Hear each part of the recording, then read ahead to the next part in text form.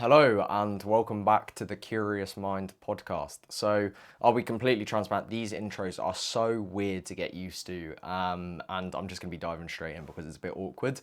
Uh, but I'm going to be, in this particular video, I'm going to be diving into my recent reflections on the PMCA, which is the Mort Coaching Academy. And for anyone that's got a video, you'll be able to see what it looks like on screen now.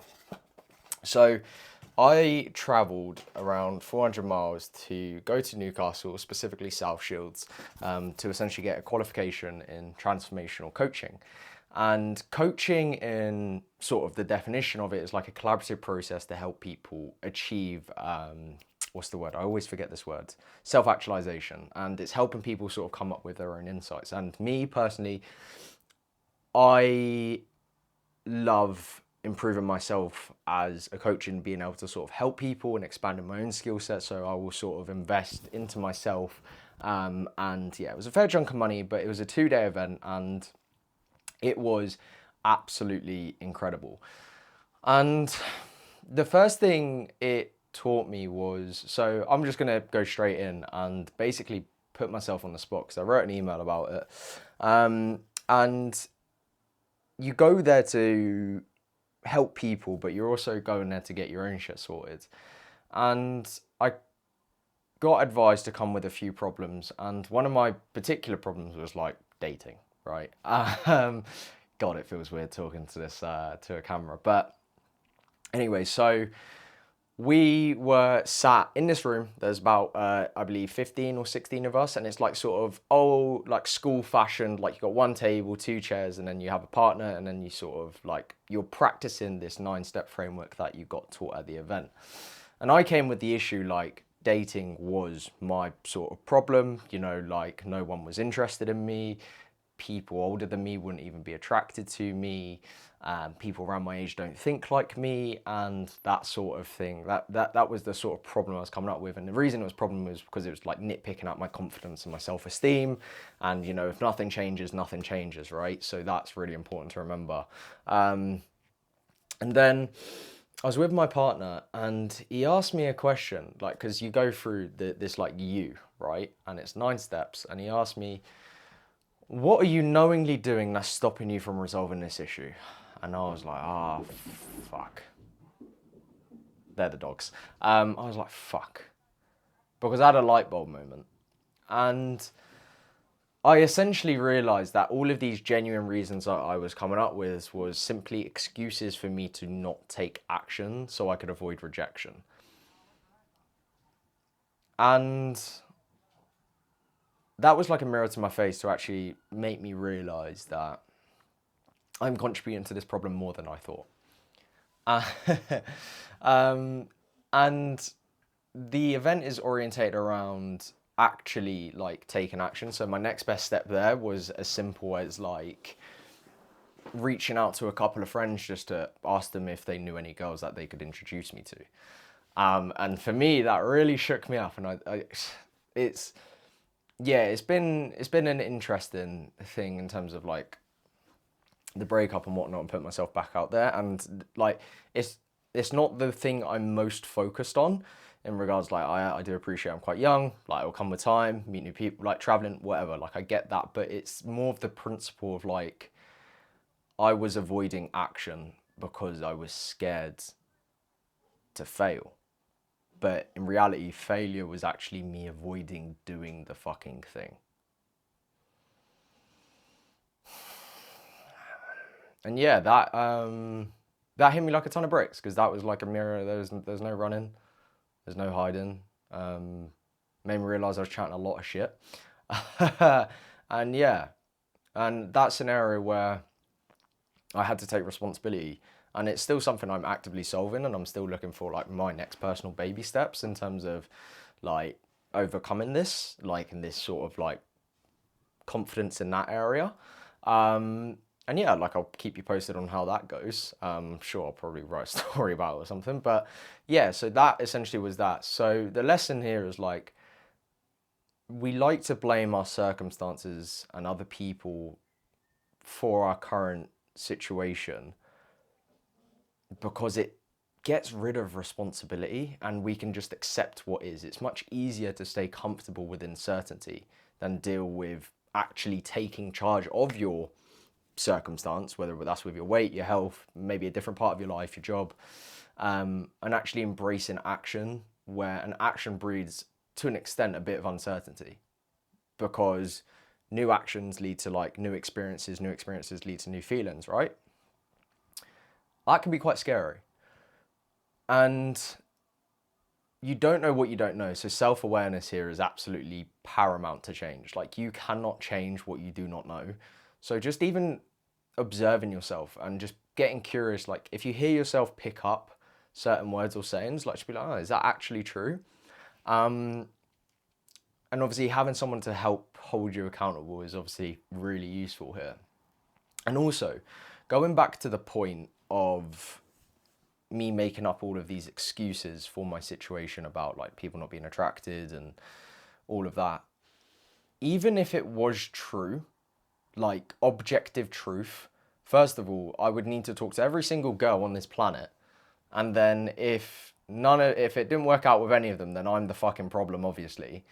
But also, it's not exactly a belief that is valuable because it doesn't get me closer to my goal. So what the fuck is in the point of having it other than just it's comfortable? And a regular, like, recurring theme there was like, change doesn't happen when you're comfortable. It doesn't happen when you're in your comfort zone. You always like, you know, a lot of change comes from when the pain of staying the same is greater than the pain of change. Like when you cannot bear to look at yourself in the mirror and then you're like, fuck, something needs to happen, and it's switch because you're so uncomfortable. And the same applies to like when you perhaps left your first job or whatnot, or like you left. Because when I left Domino's, it was like, I fucking hate working it. I absolutely despise it. Like, you know, getting told and bossed around and riding in the rain and the wind and people chatting shit to you and getting knocked off your bike. I'm like, fuck this. Like, I was so uncomfortable in that situation. I was like, I'm gone. And I think there's a problem because, you know, you get in this comfort zone where it's like things are okay, but they're not like great. You know, it's all right. And that's you've got to be careful with that zone. But it depends. Like, if you're happy with where you're currently at and you genuinely can say that, I mean, like, fine, crack on and do your thing. But yeah, it's like when you slowly see your weight creeping up and, you know, like clothes are getting a little bit tighter, but it's not like crazy tight sort of thing. It's hard to hold yourself accountable there because it's not, it's like, it's all right. That's it. It's all right. So that's just something to be mindful of as well. But yeah, so to summarize there, it's like discomfort is the price you pay for growth. And also there are definitely ways you can take responsibility for the problems that you currently have, and we just like avoiding them. We like blaming it on other people, but the problem with that is it leaves you fucking powerless and you can't do anything about it. And to me, that is hell. That is, I don't know. So yeah. And another thing that was particularly important was how essential it is to find your tribe of people. Like in that room on that day, there were so many different issues that came up, and people were just non-judgmental for any particular issue. You were safe. You didn't have to worry about, like, it was the most incredible experience ever. And I heard something from this book. Oh no, I think it's Carol. It's probably not Carol Dweck. It's it's gonna bug me. But essentially, what I was doing is vulnerability, like how vulnerable you can be, determines the pace of how a relationship is built. Like how true, and this links to like the Chris Williamson thing that this podcaster says. It's like the friends you have the least filters with are your closest mates, like the ones that you can just sort of be yourself completely around. So I think it can also be used as a technique to actually assess your current life and see what friends are your probably true friends. And then even on the topic of friends in general, it's like which ones will show up for you when it's inconvenient for them. That probably speaks volumes on the relationship you have with them. And the reason I'm talking about all of these topics, which isn't about calories and protein and it's because there's other aspects of health, like social health, emotional health, mental health. And I think it all ties into like, because if you feel good and you're surrounded by the right people, by default, that like flows into your physical life as well. Like you start moving more because you feel better, you're taking positive actions, you're aligned with the sort of people that you want to be around. You know, like we all did a cold dip and it was so much easier to do because we was all suffering together. We all ended up doing a workout as well together. Like it's just easier because when it's like a rising tide flows all boats. That's what Lewis says anyway. So it's what I talked about in the podcast with Jude as well. It's very hard to find these sorts of people, but you kind of have to sit there and think, where would these people sort of exist, and also have the courage to just show up to one of these events like a run club or you know, go into an event that perhaps scares you a little bit, or even joining a fitness club or going to a class or whatnot, like just anything. And then also doing the work on yourself, like by default you will just naturally grow and find other people. But courage is one hell of a thing. And yeah, like the courage to be vulnerable, the courage to be honest with yourself and like genuinely accept where you're currently at and move forwards, I think is key. Yeah, I think acceptance is definitely something to consider. But they're the main thoughts and reflections from the academy. And on top of that as well, like just in terms of what coaching really is, because I think it's important, like there's different types of coaching. So you obviously got like the instructing, which is like I tell you what to do and you can get this result. So like if you hit these calories in this protein, you can expect to lose 10 kilos of body fat within like 10 weeks or whatnot.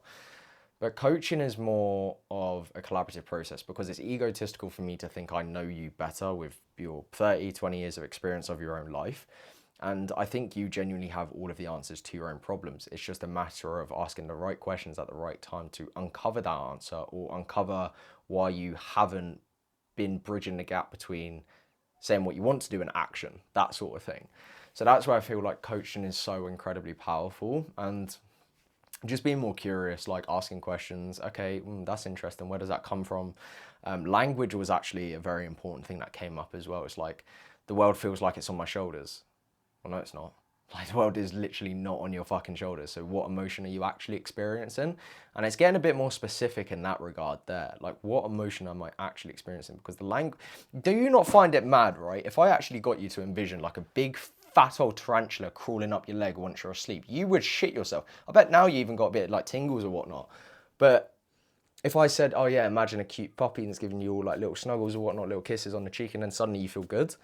Like, obviously I know this bit of a rough example, but it's mad how your thoughts sort of create your reality and your perspective on things. It's something I'm like heavily talks about. It's like changing your thoughts and the way you think about certain situations. Because at the end of the day, like the story we tell ourselves about what events around us means constructs our reality.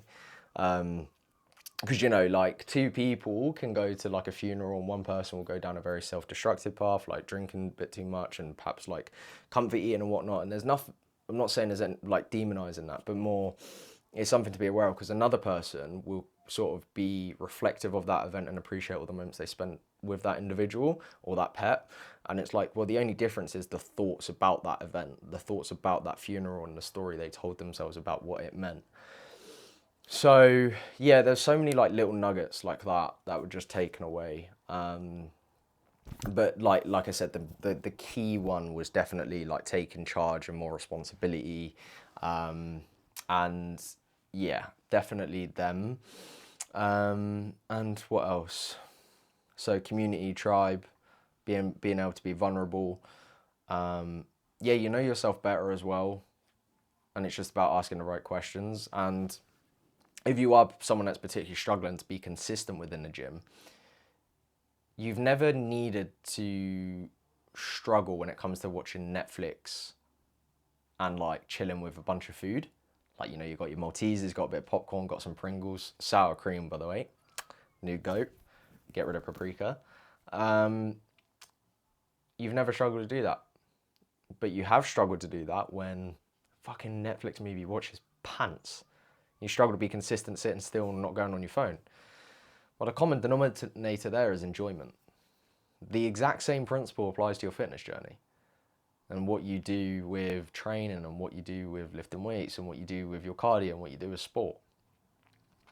Because if you genuinely enjoy what you do, you'll notice that you don't need very much motivation to actually go and do it. Like, I don't need motivation to go do MMA because I fucking love it. I absolutely love Jeet Kune Do and like all the trapping and like BJJ, like, you know what I mean?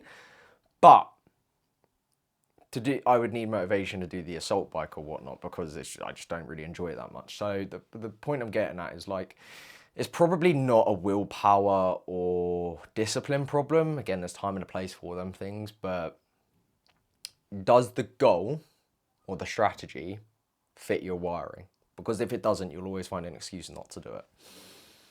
I personally can't do meal plans or ultra restrictive or cut out food groups. It's just, I prefer flexible dieting. I like a chocolate bar, like a bit of cake. I also like eating really nutritious foods, and I kind of like a bit of variety as well. That is me. And the best strategy that works for me is flexible dieting, macros. Someone else, that might be hell. Kids, work, they just want to be told what to do, when to do it. That's okay. That's their wiring. So, yeah. So if you are struggling to be consistent and motivated or disciplined or any of that, I would just sort of reevaluate your approach to things. Because the goal might still be right, say to lose, like 30 kilos, but your strategy and the way you're going about it might not be. And it's just a matter of experimentation and finding what works and what doesn't. But yeah, I'm going to round off the video here. That was actually pretty sick and flowed all right. This video, Sam will already be on. Got a few more podcast episodes coming, and on plans to do like one solo and one guest. But yeah, like this is just really fun, really enjoyable. I love obviously like having conversations that break beneath the surface and exploring why we behave the way we actually do. And yeah, but other than that, hope you enjoyed. Pretty short one, and yeah, catch you in the next one.